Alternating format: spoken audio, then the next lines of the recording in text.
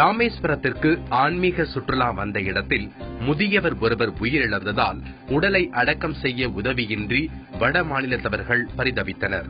மொழி தெரியாமல் தவிக்கும் வட மாநிலத்தவர்களுக்கு உதவும் மையத்தை அமைக்க வேண்டும் என்ற கோரிக்கை எழுந்துள்ளது.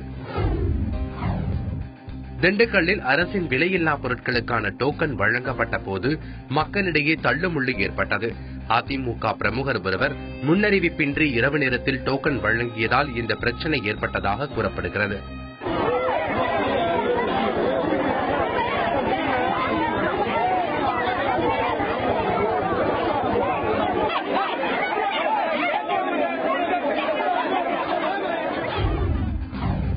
சட்டவிரோதமாக மரங்களை வெட்டியதாக கூறப்படும் நாமக்கல் சட்டமன்ற உறுப்பினர் பாஸ்கர் மற்றும் அதிகாரிகள் மீது நடவடிக்கை எடுக்க கோரி போலீசாரிடம் மக்கள் சக்தி இயக்கத்தினர் புகார் அளித்துள்ளனர். நாமக்கல் அரசு மேல்நிலைப் பள்ளியில் ஆண்டு விழா நடத்துவதாக கூறி 72 மரங்கள் வெட்டி அகற்றப்பட்டதாக குற்றம் சாட்டியுள்ளனர்.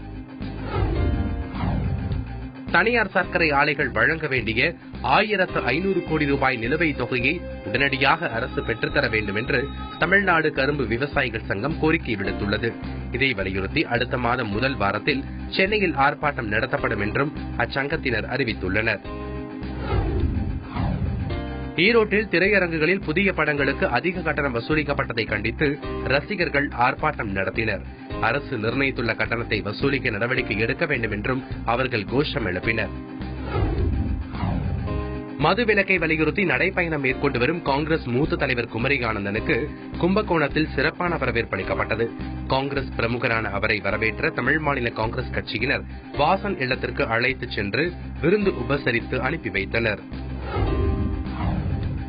சேலம் மாவட்டத்தில் கல்வியில் சிறந்து விளங்கும் மாணவர்களுக்கு தினத்தந்தி நிறுவனத்தின் சார்பில் கல்வி நிதி வழங்கப்பட்டது. 10ஆம் வகுப்பு மற்றும் +2 தேர்வில் அதிக மதிப்பெண் பெற்ற 10 மாணவர்களுக்கு மாவட்ட ஆட்சியர் சம்பத் கல்வி நிதியை வழங்கி பாராட்டினார். காஞ்சிபுரத்தில் உள்ள ஸ்ரீ அழகிய சிங்கப்பெருமாள் ஆலயத்தில் ஆண்டாள் திருக்கல்யாண உற்சவம் விமரிசையாக நடைபெற்றது.